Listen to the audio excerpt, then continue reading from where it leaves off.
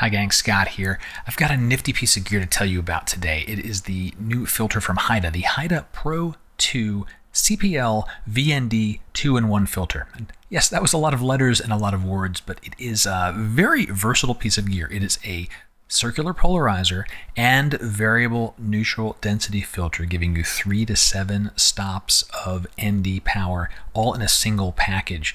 And the way that Haida's put this together and the ease of use with it, it's very, very versatile, and it may be what your photography or video logging needs. So in this video, I'm going to talk about what this is, who it's for, information about the build quality. We'll see the filter in action, how I'm using this with my photography, and then pricing and availability. So let's get into it.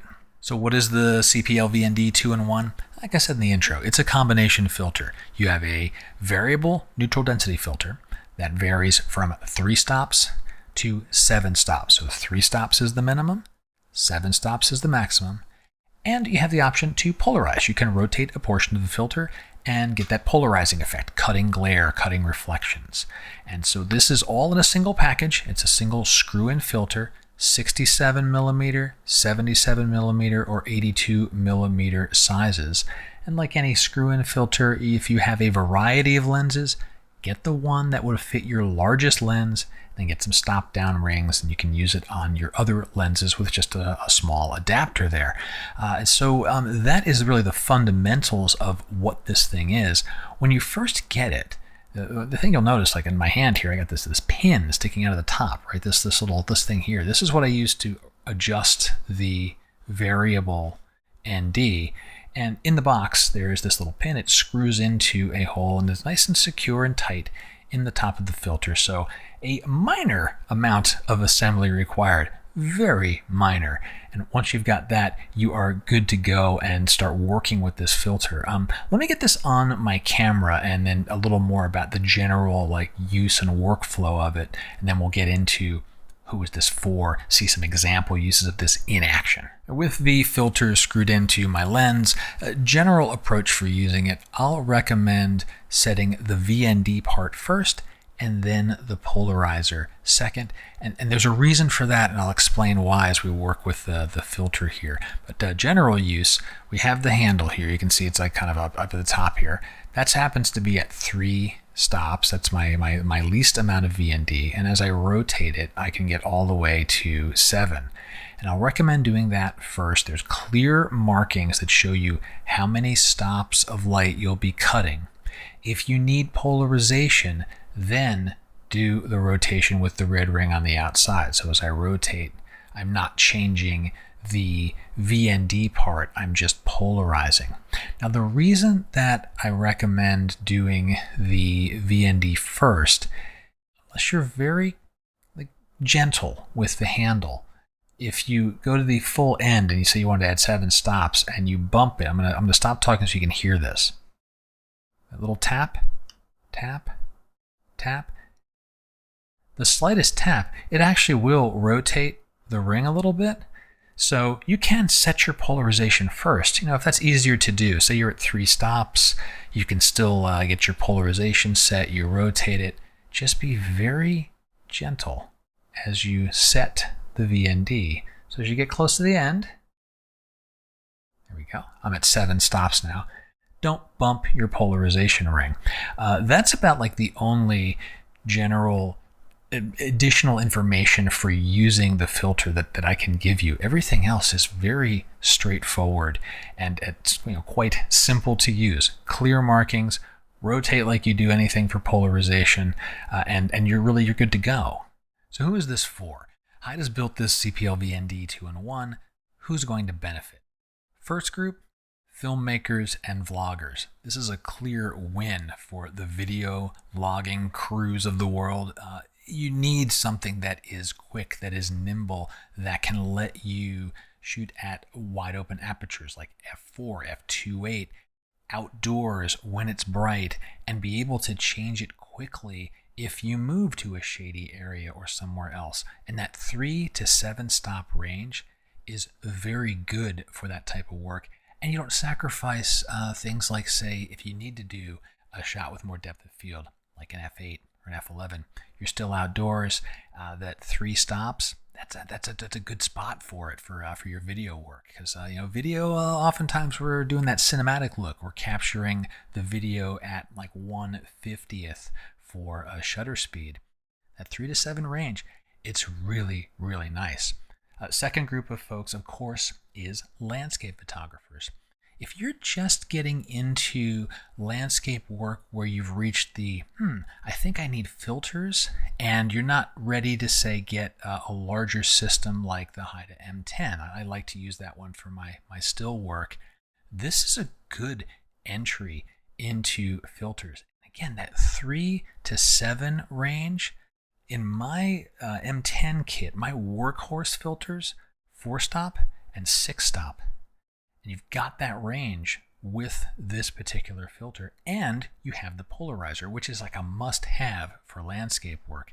I'd say if you're a landscape photographer, you're just starting to look at filters, this and then just a good old-fashioned polarizer, you've got a very good starting kit, and you can do a lot with very little. So that's where I think this filter fits into photography, videography. And if it intersects with a need that you have, check this one out.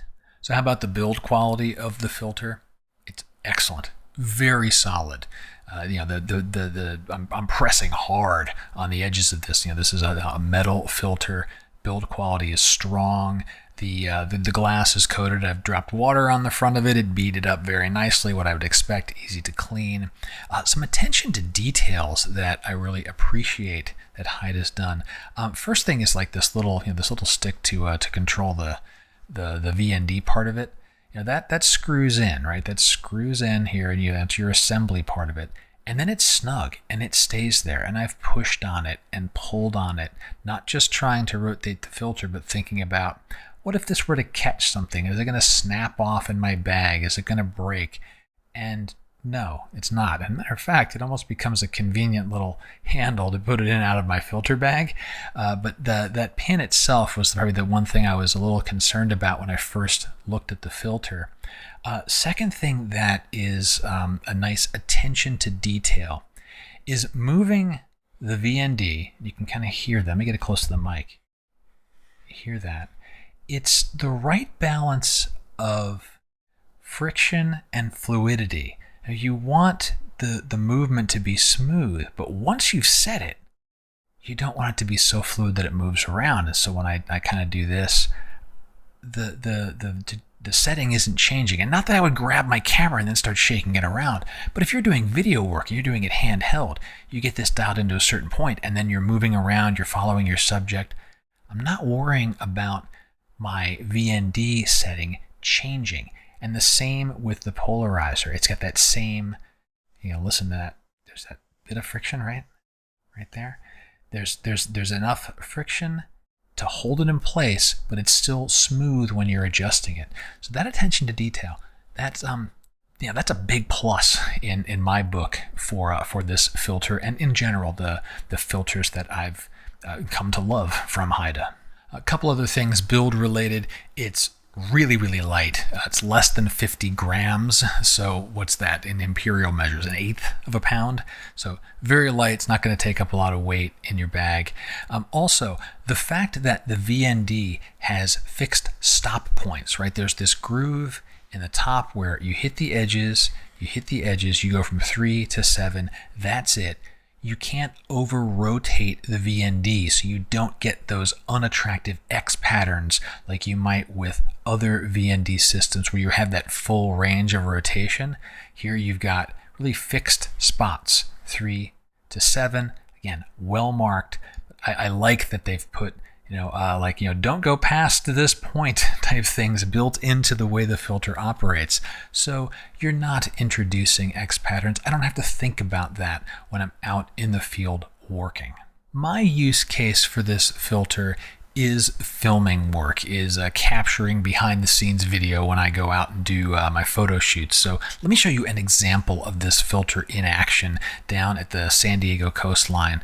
And this was a relatively overcast day. You would think that not too bright out there, but when it came time to capture video, I wanted to shoot at f4 so that I was in focus and the background was a little soft.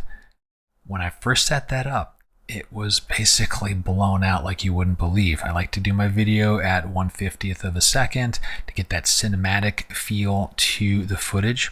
So first step was adding on the CPL-VND, and at 3 stops of ND, it was better, but the sky was still very blown out. Simple fix. Rotate that little pin, take that little pin handle and move it over.